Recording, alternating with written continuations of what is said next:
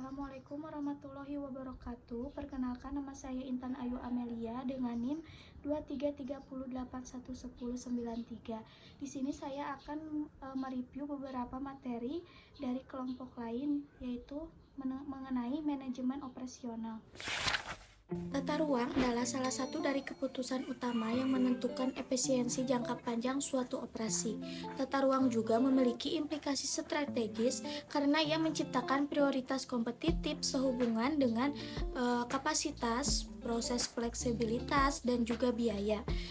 Begitu pula dengan kualitas kehidupan kerja, kontak pelanggan, dan juga citra. Dalam keseluruhan, kasus desain tata ruang juga harus mempertimbangkan bagaimana mencapai hal-hal sebagai berikut ini. Yang pertama yaitu ada pemanfaatan ruang yang lebih tinggi, peralatan beserta sumber daya manusianya. Yang kedua ada meningkatkan aliran informasi, bahan, dan juga manusia. Yang ketiga yaitu ada meningkatkan moral pekerja dan kondisi keamanan kerja. Yang keempat ada meningkatkan interaksi pelanggan ataupun klien, fleksibilitas apapun tata ruangnya sekarang, ia memerlukan perubahan. Tata ruang kantor office layout memerlukan pengelompokan pekerja, perlengkapan mereka dan juga ruang demi kenyamanan serta pergerakan informasi. Ciri khas utama ruang kantor adalah perhatian utamanya pada aliran informasi, di mana contohnya yaitu penggunaan diagram hubungan dalam desain tata ruang kantor. Misalnya, kepala pemasaran harus dekat dengan tim perancang karena mereka perlu sering berkomunikasi, tetapi tidak perlu terlalu dekat dengan sekretaris ataupun pusat data-data utama, dan juga sama sekali tidak dekat dengan pusat fotokopi ataupun departemen lain yang tidak berhubungan langsung dengan pekerjaannya. Ada 5 jenis tata ruang kantor. Yang pertama yaitu ada cubicle type office, di mana tata ruang kantornya itu bersekat. Dan yang kedua ada open office, di mana tata ruang kantornya itu terbuka. Yang ketiga yaitu ada landscape office, di mana tata ruang kantor panorama. Yang keempat ada coworking office layout, di mana tata ruang kantornya itu bersama. Dan yang terakhir yaitu ada hybrid office, di mana tata ruang kantornya itu gabungan. Nah, selain kelima itu ada juga yang dinamakan tata ruang toko eceran retail layout. Dilandasi gagasan bahwa penjualan dan keuntungan bergantungan secara langsung dengan pemajangan produk-produk terhadap pelanggan. 5 gagasan ini membantu menentukan penataan umum di kebanyakan toko. Di antaranya yaitu ada letakkan produk dengan permintaan tinggi di pinggir toko. Yang kedua yaitu ada tempatkan barang bernilai tinggi dan berprofit besar di lokasi utama. Yang ketiga, sebarkan produk unggulan di kedua sisi etalase. Tujuannya untuk mendominasi proses belanja konsumen. Yang keempat yaitu ada gunakan lokasi ujung jendela karena ia memiliki angka pemajangan yang tinggi. Yang kelima yaitu ungkapkan misi toko dengan secara hati-hati, menyeleksi posisi departemen atau layout. Misalnya nih, jika supermarket ingin menonjolkan makanan segar dan berkualitas, mereka biasanya menempatkan roti dan juga deli di bagian depan untuk menarik pelanggan yang mencari kenyamanan dan juga kualitas. Sedangkan Walmart yang ingin meningkatkan penjualan pakaian menempatkan departemen pakaian di area yang langsung terlihat saat pelanggan itu masuk, sehingga lebih banyak orang yang tertarik untuk berbelanja di sana. Nah, selain tata ruang perkantoran, ada juga yang dinamakan tata ruang bagi gudang dan tempat penyimpanan. Tujuannya yaitu tata ruang pergudangan warehouse layout adalah menemukan trade-off optimum antara biaya penanganan dan juga biaya terkait ruang gudang. Fungsinya yaitu memaksimalkan penggunaan volume gudang kubikasi, minimalkan biaya transportasi penyimpanan dan juga penanganan material, kurangi kerusakan dan juga kehilangan peralatan ataupun barang. Ada desain produk dan jasa, di mana desain produk dan jasa adalah proses kreatif dalam menghasilkan produk jasa yang berkualitas. Desain produk jasa yang berkualitas juga dapat meningkatkan daya saing perusahaan dan memberikan keuntungan yang lebih besar, serta dapat meningkatkan kepuasan pelanggan dan juga memperkuat citra perusahaan. Dalam desain produk dan jasa ini juga, perusahaan harus mempertimbangkan berbagai aspek seperti fungsi, estetika, ergonomi, dan juga keamanan. Nah, yang selanjutnya ini adalah pemilihan barang dan juga jasa, di mana pemilihan barang dan jasa dalam desain barang dan jasa merupakan proses memilih produk ataupun jasa yang akan disajikan kepada pelanggan nanti. Pemilihan ini dilakukan dengan mempertimbangkan berbagai faktor seperti kebutuhan pasar, fungsi, dan juga nilai estetika.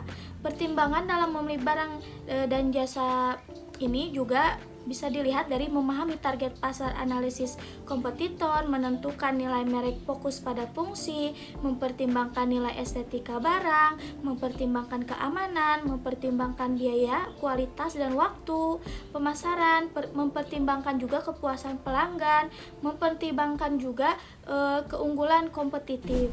Proses desain barang dan jasa, di mana proses ini merupakan proses kreatif yang melibatkan perencanaan, pengembangan, dan juga penyempurnaan produk ataupun layanan. Proses desain produk dapat dibagi menjadi beberapa tahap utama, yaitu ide, penelitian, pengembangan, konsep perencanaan, dan pelaksanaan produksi pasca produksi.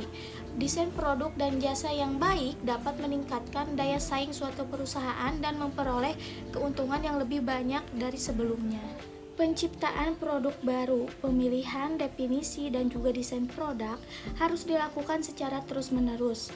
Perubahan peluang produk-produk itu sendiri, volume produk, dan bauran produk dapat meningkatkan sesuai dengan pemahaman pelanggan, perubahan ekonomis, perubahan sosiologis dan demografis, perubahan teknologi, perubahan politik ataupun hukum, praktik pasar, standar profesional, dan juga pemasok ataupun distributor. Yang selanjutnya ini ada pengembangan produk. Yang pertama itu ada rumah kualitas, bagian dari proses penyebaran fungsi kualitas yang menggunakan matriks perencanaan untuk menghubungkan keinginan pelanggan dan juga bagaimana perusahaan akan memenuhi keinginan tersebut. Yang kedua yaitu ada tim pengembangan produk, di mana tim yang diwajibkan untuk bergerak dari permintaan pasar yang akan sebuah produk untuk memperoleh sebuah kesuksesan produk.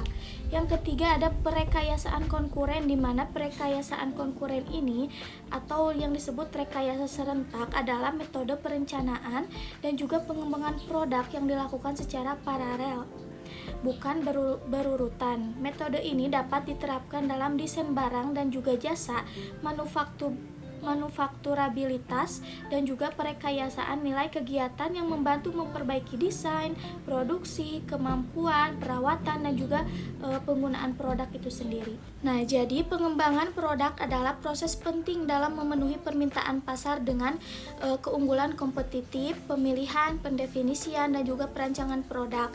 Dilakukan terus-menerus untuk meningkatkan kontribusi uang masing-masing produk. Analisis nilai dan penyebaran fungsi kualitas digunakan untuk menentukan kebutuhan pelanggan dan juga meningkatkan efisiensi produksi. Desain modular dan desain berbantu komputer digunakan untuk mempermudah proses produksi. Transisi ke produksi memerlukan keputusan yang tepat untuk memindahkan produksi dari pengembangan ke produksi. Pengembangan produksi yang efektif dapat meningkatkan keunggulan kompetitif dan juga memenuhi kebutuhan pelanggan. Dengan demikian, pengembangan produk merupakan kunci sukses bagi perusahaan untuk meningkatkan efisiensi dan juga efektivitas produksi. Nah, materi yang terakhir ini adalah strategi lokasi, di mana pendekatan ataupun perencanaan yang digunakan oleh suatu bisnis ataupun organisasi untuk memilih dan menentukan lokasi operasional yang paling strategis agar dapat mendukung tujuan bisnis, menjangkau target pasar, serta memaksimalkan keuntungan dan juga efisiensi. Dan juga tujuan dari strategi lokasi ini adalah memaksimalkan keuntungan dari lokasi bagi perusahaan itu sendiri. Nah, ada juga yaitu pilihan lokasi, di mana yang pertama yaitu memperluas tempat fasilitas yang sudah ada. Yang kedua, mempertahankan lokasi dan juga menambah fasilitas lain. Yang ketiga yaitu menutup tempat fasilitas yang sudah ada dan pindah ke tempat ataupun lokasi yang lain. Faktor-faktor yang mempengaruhi keputusan lokasi. Yang pertama diantaranya yaitu ada produktivitas tenaga kerja. Yang kedua resiko nilai mata uang. Yang ketiga biaya. Yang keempat resiko politik, nilai, dan budaya. Yang kelima kedekatan dengan pasar. Yang keenam kedekatan dengan pemasok. Dan yang terakhir, kedekatan dengan pesaing. Yang selanjutnya itu ada juga metode mengevaluasian alternatif lokasi. Metode yang pertama yaitu pemeringkatan faktor. Yang kedua, analisis biaya volume lokasi. Yang ketiga, metode pusat gravitasi.